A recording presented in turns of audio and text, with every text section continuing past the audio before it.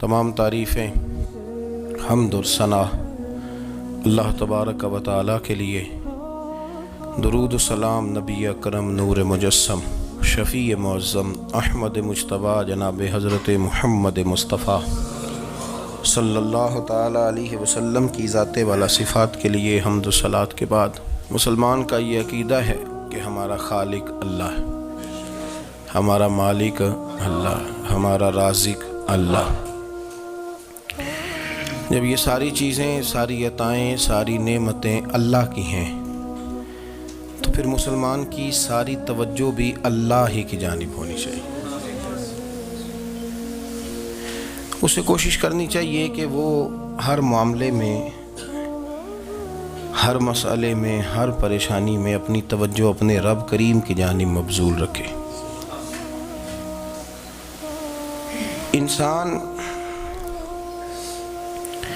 जब अपने इल्म पर भरोसा करने लगता है या अपनी अकल पर भरोसा करने लगता है या अपने ताल्लुकात पर भरोसा करने लगता है या अपनी दौलत पर, माल पर, सेहत पर, तो एक बहुत बड़े धोखे का शिकार हो जाता है।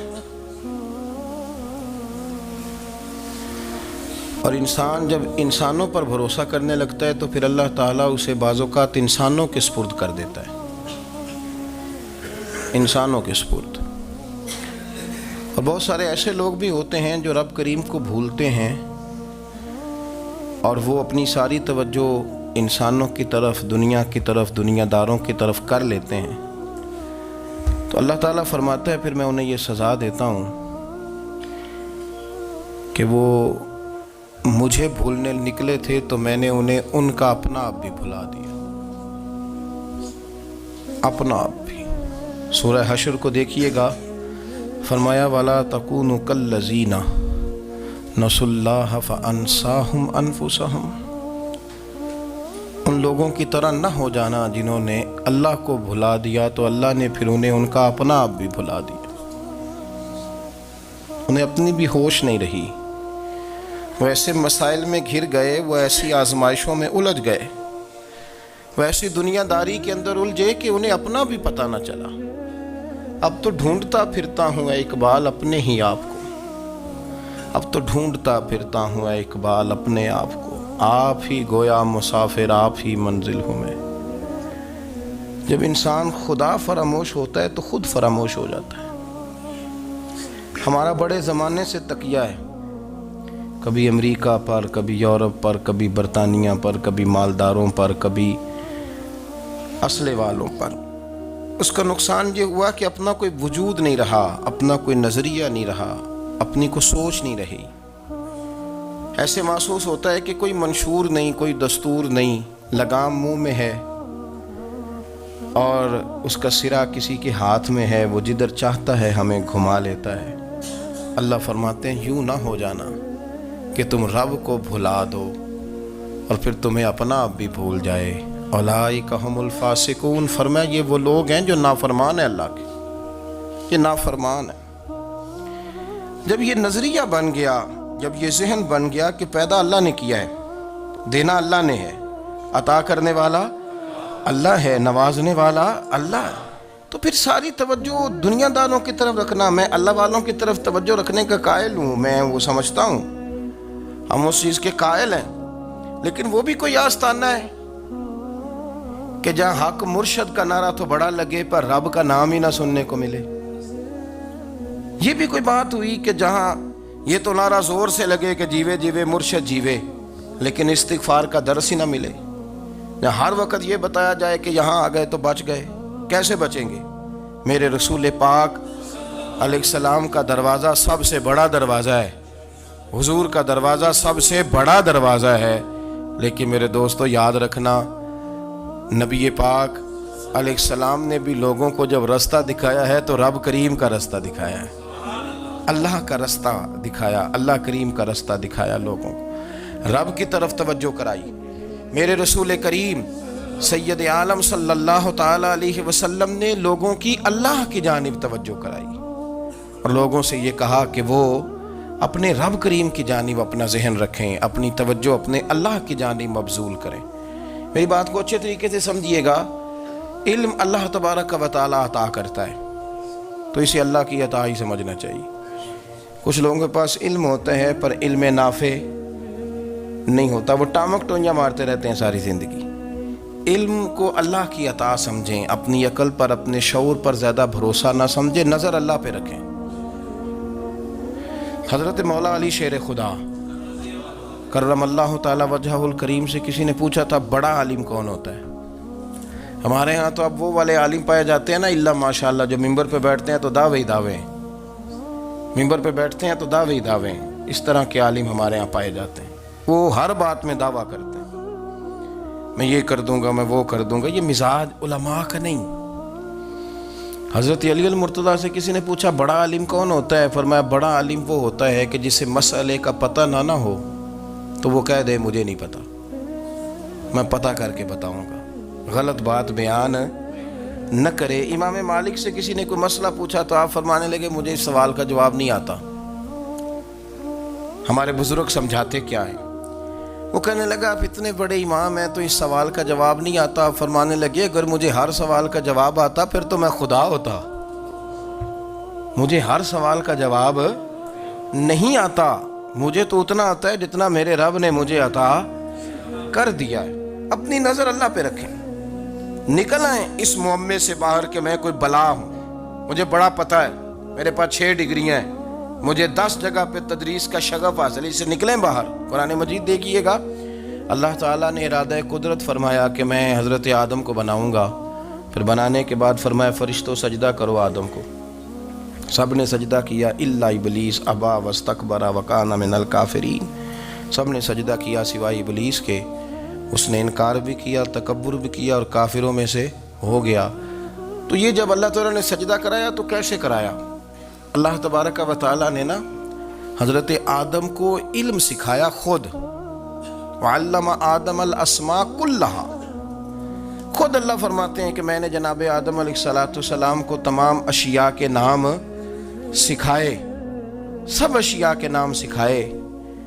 تو وہ چیزیں پھر میں نے نا، اللہ فرماتے ہیں میں نے فرشتوں پہ پیش کی، میں نے کہا کہ بتاؤ ان کے نام کیا ہیں، تو فرشتوں نے جو جواب دیا وہ سمجھنے والا ہے۔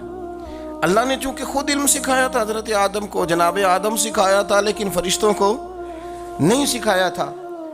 تو اللہ کریم نے فرمایا فرشتوں اب یہ بتاؤ ان چیزوں کے نام کیا ہیں؟ تو فرشتے کیا کہتے ہیں؟ فرشتے عرض کرتے ہیں قالوا سبحانک لا علم لنا۔ آپ کبھی یقین کریں اس چیز کی لذت لیں تو مزہ آ جائے۔ کہا قالوا سبحانک، کہنے لگے تو پاک ہے، قالوا سبحانک، کہنے لگے تو، بھئی آدم علیہ السلام کو نام سکھا لیے، پھر فرشتوں کے سامنے وہ چیزیں پیش کر کے کہا ان چیزوں کے نام بتاؤ، تو فرشتے کیا کہتے ہیں؟ کہتے ہیں قالوا سبحانک، تو پاک ہے، لا علم لنا، ہمارے پاس کوئی علم نہیں، الا ما علمتنا، ہمیں تو اتنا پتہ ہے جتنا تو نے ہمیں سکھا دیا، ہمیں تو اتنا پتہ ہے جتنا تو نے ہمیں، لا علم لنا، ہمارے پاس کوئی علم نہیں ہے، اتنا ہی پتہ ہے جتنا تو نے ہمیں سکھا دیا ہے، اس سے زیادہ ہمارے پاس علم۔ اور یہ کیوں تو نے ہمیں جتنا سکھایا اتنا پتہ ہے؟ فرشتے یہ نہیں کہتے یا اللہ تو زیادہ سکھا، آدم کو دیا تو ہمیں بھی دے، یہ نہیں فرمایا، فرمایا انکا انت العلیم الحکیم، اے اللہ تو علم والا بھی ہے اور حکمت والا بھی ہے، تجھے پتہ ہے کس کو کتنا دینا ہے، جتنا تو نے مناسب سمجھا جناب آدم کو دیا، اور جتنا تو نے بہتر سمجھا وہ تو نے ہمیں عطا فرمایا۔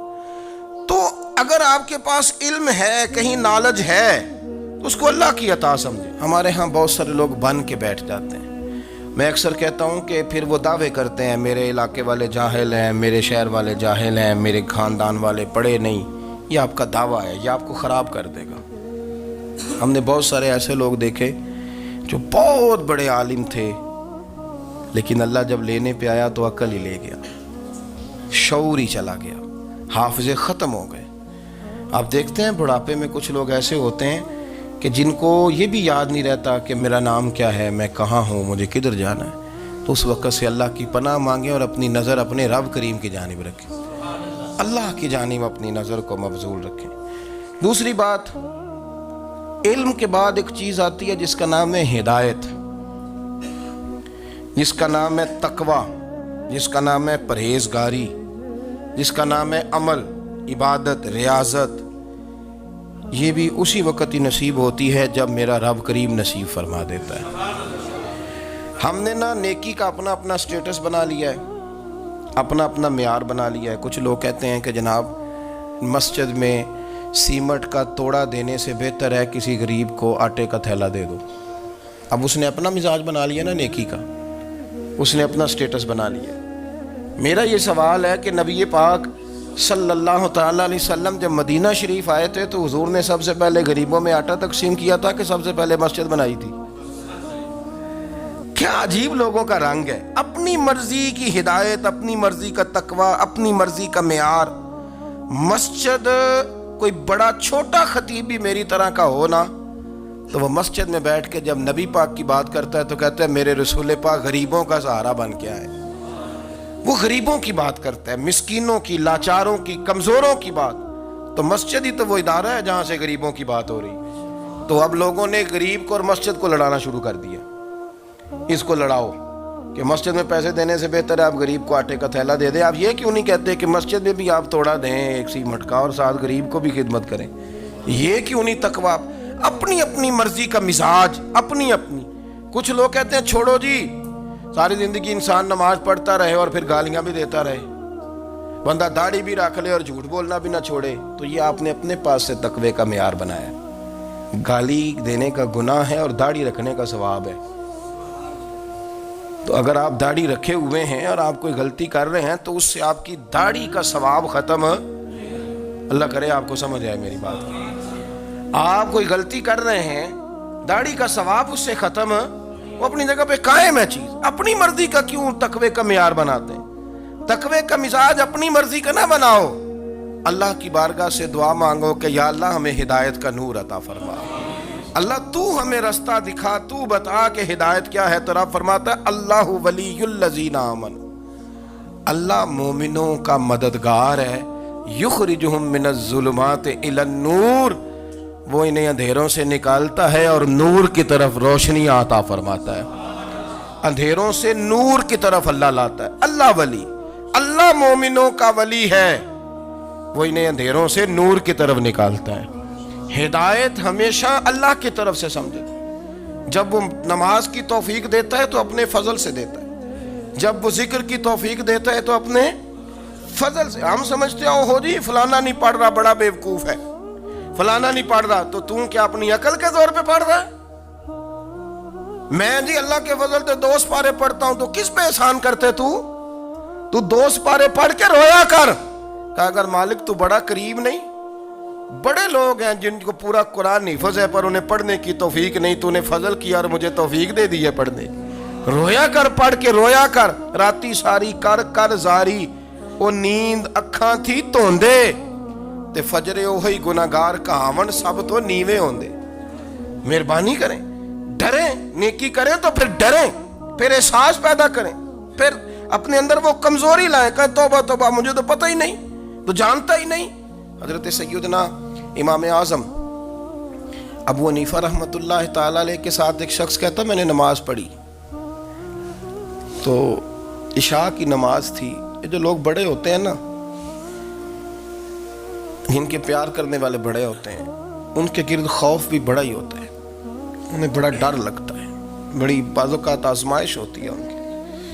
عشاء کی نماز کہتے پڑھی تو امام صاحب نے نا عشاء کی نماز میں تلاوت کی آیتیں فَمَن يَعْمَلْ مِثْقَالَ ذَرَّةٍ خَيْرًا يَرَهُ وَمَن يَعْمَلْ مِثْقَالَ ذَرَّةٍ شَرًّا يَرَهُ، فرمایا جو ذرہ برابر خیر کرے گا وہ بھی قیامت میں دیکھے گا، اور جو ذرہ برابر شر کرے گا وہ بھی قیامت میں اس شر کو دیکھے گا، اس کے سامنے آئے گا۔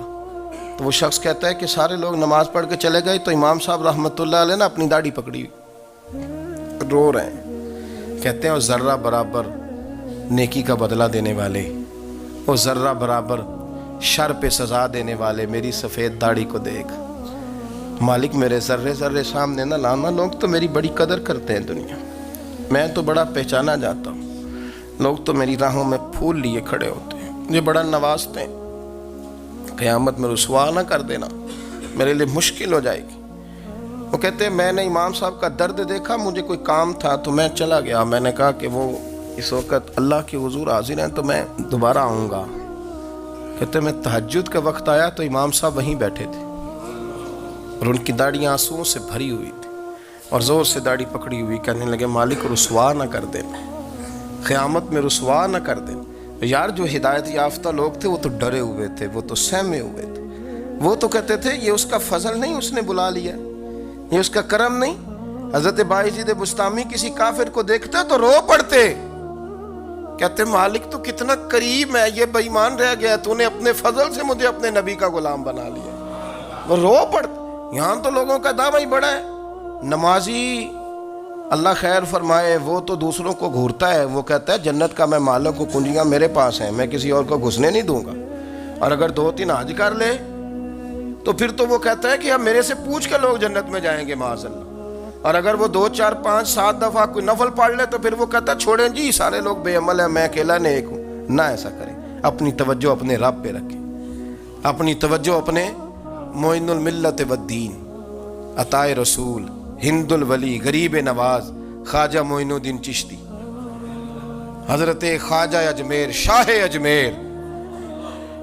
اجمیر، والی ہندوستان۔ آخری عمر میں نا سارا دن روتے گزر جاتا، ساری رات روتے گزر جاتے، ذرا سی کوئی بات کرتا تو رو پڑتے، آنکھیں آنسوؤں سے بھری رہتی۔ کئی دفعہ اپنے بھی پریشان ہو جاتے ہیں نا کہ یار تو ایک بات کی جان ہی نہیں چھوڑ رہا۔ تو خواجہ قطب الدین صاحب بختیار کاکی سے لوگوں نے کہا کہ آپ مرشد سے بات کریں، اتنا بھی تو نہیں نہ رونا چاہیے، ہر وقت اس کے آنسو کی کریے، عاشق دا کام ہی رونا تونا تے بنا رویوں نہیں منظوری۔ یہ عاشق سدا ہی روندا رہندا ہے، پاویں وصل ہوئے تے پاویں دوری، ہر وقت رونے کا کیا مطلب ہے؟ تو خواجہ قطب صاحب کہتے ہیں میں قریب گیا تو میں نے پیر دبائے، میں نے کہا سونیا لوگ تو کچھ بھی نہیں کرتے، تو نے تو کمال کر دیا، 90 لاکھ آدمی مسلمان کر دیا، دنیا کچھ نہیں کرتی، تو نے 50 سال ساری رات مصلے پہ بیٹھ کے رب راضی کیا۔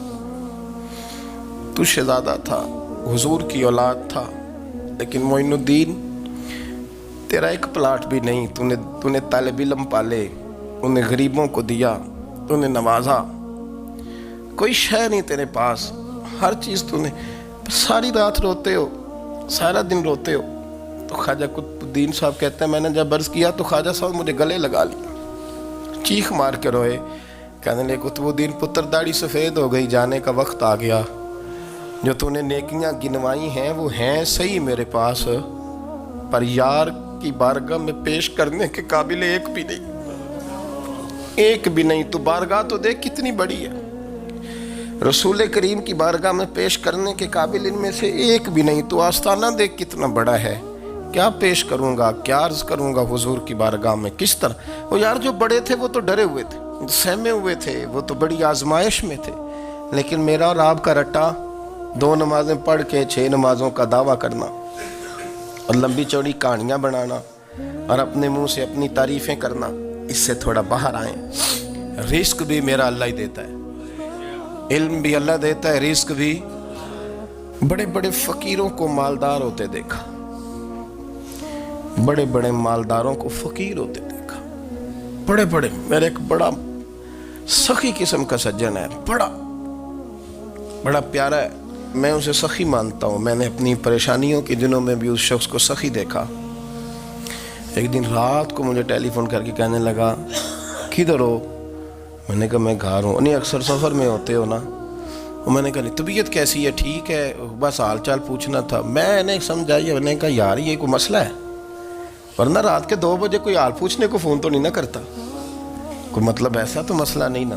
تو میں نے بیک کال کی، میں نے کہا یار میری بات سن، مسئلہ کیا؟ کہ نہیں کچھ نہیں دل کر رہا تھا۔ میں نے کہا میری گل سن، رہے ہیں اسی 4-5 سال کٹھے، میں تین جاننا، اصل بات کر۔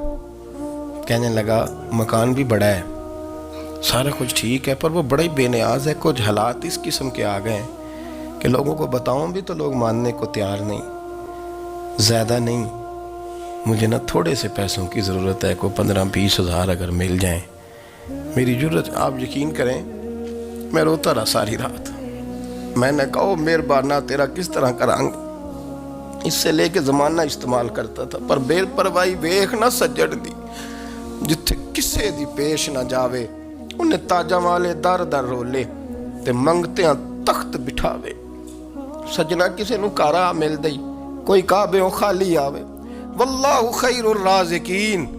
وہ کہتے تو دائیں بائیں نہ جا، رزق تو تجھے میں دوں گا، میں ہوں بہتر رزق دینے والا. بڑے بڑے بادشاہ، بڑے بڑے شہنشاہ، بڑے بڑے لوگ، ہاتھوں میں کاسے، فقیریاں. ام ربیعہ کہا کرتی تھیں، بڑی نیک اور صالح خاتون تھیں. وہ کہتی ہیں کہ میں نا بڑے امیر آدمی کی بیوی تھی، اپنے شوہر کے ساتھ چھت پہ بیٹھی تھی تو نیچے فقیر مانگنے والا آیا. اس نے بڑے درد سے صدا کی تو میں نے اپنے شوہر سے کہا کچھ دے دے. کہا دفع کر، ان لوگوں نے دھندا بنایا ہوا ہے. کہتی میں میکے سے بھی بڑا مال لے کے آئی تھی، میرے ماں باپ بڑے امیر تھے تو میں نے نا چوری اپنے خامہ سے نظر بچا کے باتھ روم جانے کے بہانے گئی اور نیچے جا کے 5 دینار میں نے اس فقیر کی ہتھیلی پہ رکھے. کہتے اس نے 5 دینار دیکھے، پھر میری طرف دیکھا تو میں نے اس کی آنکھوں میں آنسو چمکتے دیکھے. کہنے لگے بی بی رب تیرا بھلا کرے، میں 3 دنوں کا بھوکا ہوں. کہ وہ چلا گیا. میں گھر آ گئی، باہر آئی تو میرا شوہر کہنے لگا تو اتنی اب اتنی تو تیز ہو گئی ہے اور تو اتنی خود مختار ہو گئی ہے، میرے بغیر پوچھے مال خرچ کرے گی، جا تجھے 3 طلاقیں. کہتی میں بالدار اور وزادار باپ کی بیٹی تھی، طلاق لے کے گھر آئی تو میرا باپ ٹوٹ گیا، چارپائی پہ چلا گیا. اوہو یہ کیا بن گیا. کہتی بڑی تکلیف رہی.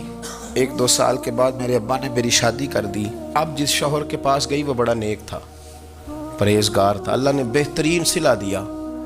کہتی چھت پہ بیٹھی تھی، دروازے پہ فقیر آیا تو میں نے شوہر سے کہا کچھ دے دوں. کہنے لگا 5 نہ دینا، 15 دینا، 20 دینا، میں فقیر ہوں، میں نے فقر سے دولت دیکھی ہے، اسے خالی نہ لوٹانا. کہتی ہے کہ میں نیچے گئی اور جب میں نے اس کی طرف دینار بڑھائے تو میری چیخ نکلی، پیسے پھینک کے میں بے ہوش ہو کے گری. میرا شوہر نے آ کے اٹھایا، اندر لے گیا، پانی منہ پہ چھڑکا. کہنے لگا تجھے کیا ہوا. کہنے لگی یہ جو مانگنے آیا یہ میرا پہلا شوہر تھا، وہی تھا جو کہتا تھا کہ تو 5 دینار دے آئیے، جا تجھے 3 طلاقیں. پڑھو نا حدیث پاک. میرے نبی پاک علیہ السلام نے فرمایا ایک بندہ گنجا تھا. گنجا کوئی ترتیب آگے پیچھے ہو جائے تو مفہوم کے لحاظ سے، لیکن میں مفہوم اس کا واضح کرتا ہوں. ایک گنجا تھا، کوئی شے نہیں تھی، سر پہ بال بھی نہیں تھے، رویا کرتا تھا. اللہ تعالیٰ نے فرشتے کو بھیجا، تجھے کیا چاہیے. تو کہنے لگا بال آ جائیں اور تھوڑا مال آ جائے. فرشتے نے ہاتھ پھیرا تو بال بھی آ گئے تو بکریاں بھی آ گئیں، لائنیں لگ گئیں، مال ہی مال ہو گئے. دوسرے کے پاس گیا، وہ کوڑا تھا. اس کو جا کے کہا کیا چاہیے. کہنے لگا شفا ہو جائے اور کچھ اللہ تعالیٰ آسانی کر دے. شفا بھی ہو گئی، گائیں بھی دے دی، بھینسیں بھی دے دی، مال ہی مال ہو گئی. پھر ایک کے پاس گیا، وہ اندھا تھا. تجھے کیا چاہیے. اس نے کہا آنکھیں مل جائیں اور کچھ ساتھ اللہ مال دے دے. اونٹ ہی اونٹ ہو گئے. جب بڑا نواز دیا تو پھر مالک نے امتحان لینے کا ارادہ کیا. یاری تیری سونا ہے پر آزمائشاں بھی تیریاں اگ. آزمائشاں تیریاں، صحیح کہہ رہا ہوں، آزمائشاں تیریاں، یاری تیری سونا ہے پر آزمائشاں تیریاں. یہ سونا پرکھیا جامدائی پہلو نہ لگاں دے لگ. اللہ نے فرمایا آزمائش کرو. سب سے پہلے گنجے کے پاس آئے، اسے کہا اللہ کے رستے میں کچھ دیکھنے لگا، میرے خرچے ہی بڑے. دیکھو تو صحیح کتنی مشکل میں وقت گزارتا ہوں، حال ہی کوئی نہیں. تو اس نے کہا میں نے تو سنا ہے تو گنجا اور بھوکا ننگا تھا. کہنے لگا میں تو جدی پشتی رئیس اعظم ہوں، تجھے کس پاگل نے کہا ہے بھاگ جا. اس نے کہا اچھا جیسے تو تھا ویسے ہی ہو جائے. کھیت کھلیان اجڑ گئے، پھر سے گنجا ہو گیا. حضور علیہ السلام فرمانے لگے. پھر وہ اس کے پاس گیا جو کوڑا تھا، اسے کہا کچھ دے. کہنے لگا خرچے ہی بڑے. اب پوچھ لیں کسی امیر آدمی سے، کہے گا چکی کے نیچے ہاتھ ہے میرا، میرے سے زیادہ تو اب پریشان بندہ ہی کوئی نہیں. کیا بتاؤں آپ کو، اتنا ٹیکس ہے، اتنا جرمانہ ہے، فلانی شے، بڑا کچھ گنواتے ہیں لوگ. اس نے کہا میں نے تو سنا تو پہلے کوڑا تھا. اس نے کہا اچھا دوڑ جا، میں تو رئیس اعظم ہوں، دادا بھی پردادا بھی اور ساری نسل ہی. اس نے کہا اچھا جیسے تو تھا ویسے ہی ہو جائے. پھر وہ گیا اندھے کے پاس اور جا کے کہا اللہ کے نام پہ کچھ دے. تو کہنے لگا رب کے نام پہ، یہ کھڑے ہیں اونٹ جتنے تیرے دل کرے لے دا. اس نے کہا کیا معنی اس بات کا. کہنے لگا یار تجھے کیا بتاؤں، میں تو اندھا تھا، میں نے تو کبھی دنیا دیکھی نہیں تھی. پھر اس کریم نے فضل کیا تو مجھے بڑا کچھ دکھایا. میں کیا بتاؤں، میرا دل کر رہا ہے کہہ دوں کہ پھر اس نے کعبہ دکھایا. اور اس نے روضہ رسول دکھایا، پھر اس نے ریاض الجنہ کے سجدے دکھائے، پھر اس نے اپنے محبوب کے دروازے کی رونقیں دکھائیں۔ اس نے بڑا کچھ دیا، اس نے بڑا نوازا۔ میرے پاس تو شاید میں بدکار پرانا خادم، کسے در ملی نہ ٹوئی، ایتے واصف یار نے نظر جو کی تھی، پھر واصف ہی ہوئی۔ یہ تو اس کا کرم ہوا۔ تو یہ وہ کہنے لگا تو اللہ کے نام پہ جان مانگ، میں وہ بھی دینے کو تیار۔ میرے پاس تو شے ہی کوئی نہیں تھی، مجھے تو اپنا پتہ ہے، میں تو کوئی شے نہیں تھا، کچھ نہیں تھا میرے پاس۔ یہ تو ان کا کرم ہے کہ رخ ان کا ادھر ہے، اور مختصر سی میری کہانی ہے، یہ جو بھی ہے ان کی مہربانی ہے۔ تو وہ کہنے لگا میں بھی کچھ لینے نہیں آیا تھا، تیری آزمائش ہی کرنے آیا تھا، تیری عزتیں بھی سلامت رہیں گی، تیرا مال بھی سلامت رہے گا، تیری شفا بھی۔ اپنی زندگی میں کبھی بھی اللہ کی بارگاہ سے توجہ ادھر ادھر نہ کریں، چھوڑیں لوگ کیا کر رہے ہیں، دنیا کیا کہہ رہی، کبھی بھی اپنی توجہ دائیں۔ ہمارا یہ مسئلہ بن گیا کہ ہماری سیاست ہے، ہماری دنیا داری ہے، ہم بندوں کو راضی کرنا چاہتے ہیں، ہم دیکھتے ہیں کون کس طرح، اور آپ یقین کریں آپ تھک جائیں گے، بندے راضی نہیں ہوں گے، وہ نہیں راضی ہوتے۔ آپ ان کو منا کے لائیں گے تو ادھر والے نکل جائیں گے، ادھر کو منائیں گے تو ادھر والے نکل جائیں گے۔